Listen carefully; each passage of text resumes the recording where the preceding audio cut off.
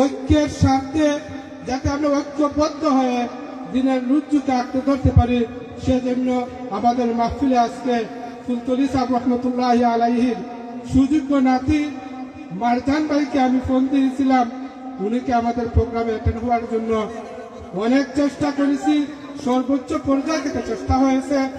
উনিও অনেক চেষ্টা করেছেন আমাদের আজকের মাহফিলে থাকার জন্য, কিন্তু উনি অনেক প্রোগ্রাম থাকার কারণে উনি আমাদেরকে সময় দিতে পারেননি। উনি বারবার আমাদের সাথে কথা বলেছেন, বিশেষ করে আমার সাথে উনি অত্যন্ত আন্তরিকতার সহিত কথা হয়েছে এবং উনি কথা দিয়েছেন যে ইনশাআল্লাহ আমি দিনাজপুর খায়রুন্নেসা বালিকা টাইটেল মাদ্রাসা ভিজিট করব। ইনশাআল্লাহ আগামী মাহফিলে আমরা আমাদের মারজান ভাইকে পাবো ইনশাআল্লাহ। আমি এখন মুজাহিদ ভাইকে একটি অনুরোধ করব, যেহেতু উনি ঐক্যের সুপারে গজল গাইছেন, উনার একটা কালজয়ী সঙ্গীত আছে, আমরা সকলেই ওইটা শুনতে চাই।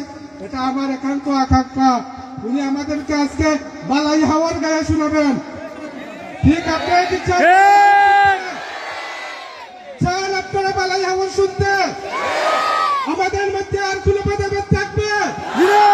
আমরা সবাই এক, আমাদের ইসলাম এক, আমাদের সব কিছু এক। আমি এখন মুজাহিদপুর ভাইকে অনুরোধ করবো বালাই হাওয়ার গায়ে আমাদেরকে শোনানোর জন্য। একটা ঐক্যের ব্যাপারে আমি একটা কথা বলি সবসময়, যে আল্লাহ রাব্বুল আলামিন আমার ব্যাপারে আমাকে জিজ্ঞেস করবেন, আমাকে জিজ্ঞেস করবেন না অমুক বড় নেতা কি করেছেন না করেছেন। কখনো বুঝতে পারতেছেন?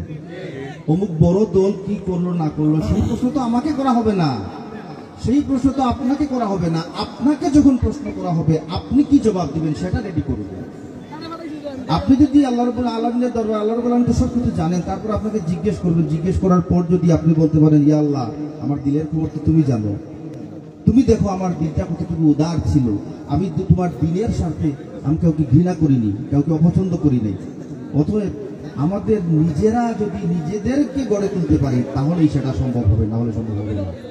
যাই হোক, বালাই হাওয়া শুনতে চেয়েছেন।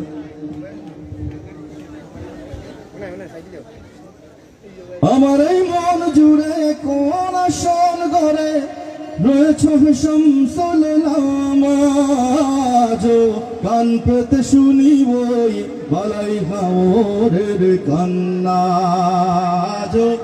কান পেতে শুনি প্রতিদিন কত কথা।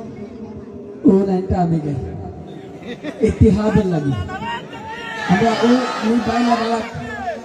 বাইরে গালাত যে লাগানো বাইতাম পারছি, ইসলামুল লাগে আমরা সব মসলক বুলিয়া একখানা যাতে উবাইতাম পারি।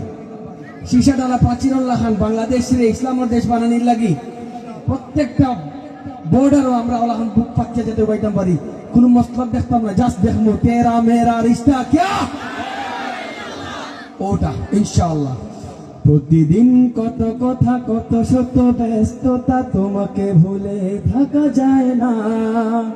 কতজন আসে যায় নীরবে চলে যায়, কেউ তার খবর রাখে না। আমার এই মন জুড়ে কোন আসন করে রয়েছে শামসুল নামাজ, কান পেতে শুনি ওই বালাই হাওরের কান্না, কান পেতে শুনি ওই।